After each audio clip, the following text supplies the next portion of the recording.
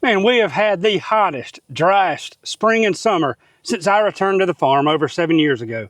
But this drought has unexpectedly opened doors for new opportunities. Welcome to Dowdle Family Farms, where we raise cattle and pigs on pasture, with cover crops playing a vital role on our farm. These crops transform poor soils on the farm and feed our livestock. Most of the cattle on our farm graze on grass and not cover crops, but I do finish some on energy-rich forages like sorghum Sudan grass. However, the most immediate value that the cover crops bring is reducing our pig feed cost by several $1,000s annually. For years, I've experimented with different cover crop mixtures. I first grazed cattle on sorghum Sudan grass despite my initial concerns about prussic acid poisoning and nitrate poisoning. Actually, I put cattle on it to manage its fast growth. I didn't have a bush hog big enough to mow it. And the nutritional quality made a great forage for fattening cattle. But the real breakthrough came through last year when I started grazing pigs on a mixture of buckwheat, sorghum Sudan grass, brassicas, pearl millet, sunflowers, and many other really nutritious crops. The undersized Berkshire breeder gilts that I put gained significantly body condition in just 8 weeks, reducing feed costs by 75% over a ton of feed that equaled about $450. Additionally, the nutritional benefit of the cover crops eliminated the need for special farrowing swine rations.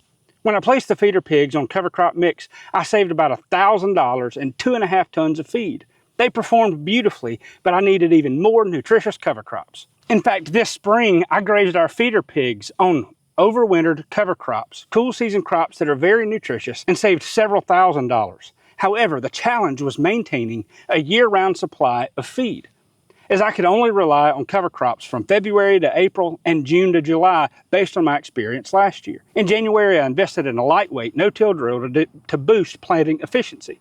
And it significantly reduced planting costs in terms of fuel and time, and it allowed me to expand the amount of acreage that I planted. But the challenge came in with this drought that hit us incredibly hard.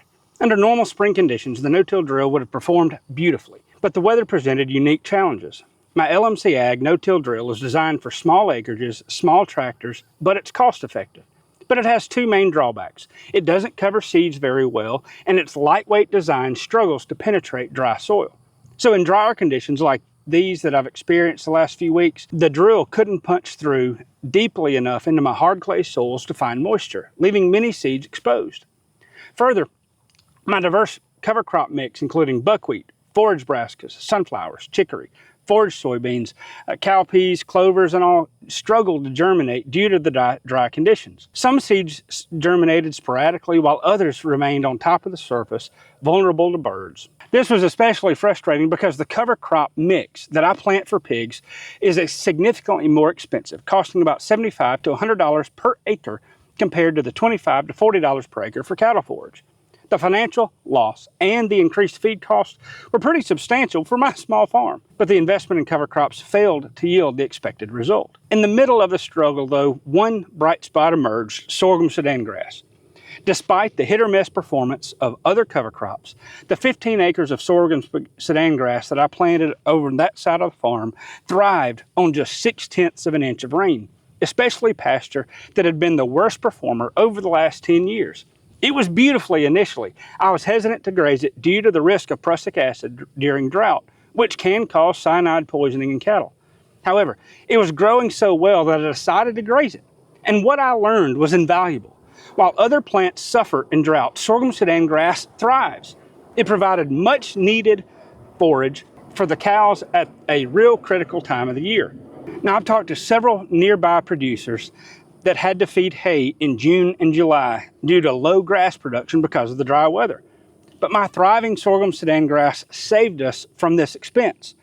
Feeding hay for the 3 to 4 weeks, as many people have, would have cost an additional $800 to $1,200, and the hay wouldn't have been nearly as nutritious as the forage we gave them.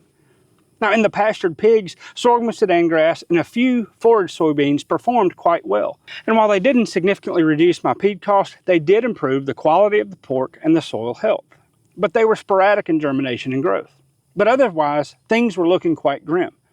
My goal of raising pigs primarily on home grain forage seemed a bit out of reach. And when I checked the weather forecast in the mornings, it was quite frustrating. I'd see a 50 to 80% chance of rain that would often be in the 10-day forecast, Either it did not materialize or it would rain about a mile away from the farm. Many times I could see it in the distance, but none would fall here. Occasionally we'd get just enough of a shower to settle the dust on the road and to make it really humid like it is now, but not enough to really register in the rain gauge. Then suddenly things changed. 2 weeks ago, we got over 1.5 inches of rain, a boon for grasses on my farm.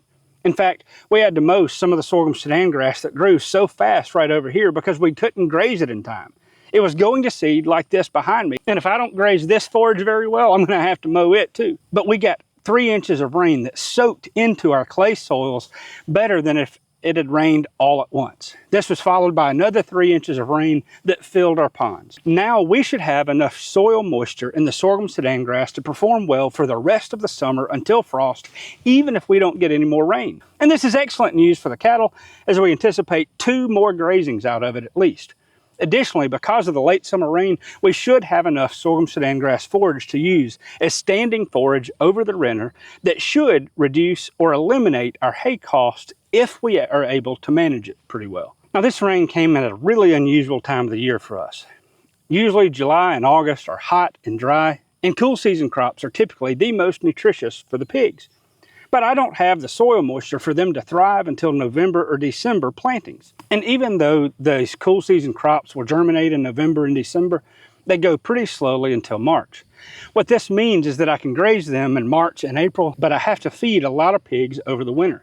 Last year I planted some cool season crops and irrigated, but it was a lot of work with mixed results. But the rain coming this time of the year allowed me to go on and plant some cool season cover crops, forage radishes, dwarf Essex rape, crimson clover, chicory, and I was able to add some buckwheat and forage soybeans to the mix because they'll perform well until frost. And I think that we'll have some really good forage out of those warm season crops as well. And of course, the buckwheat is one of the most nutritious crops in addition to the brassicas and clovers for our pigs to graze. One final caveat about the buckwheat is it is excellent forage for beneficial insects, especially honeybees.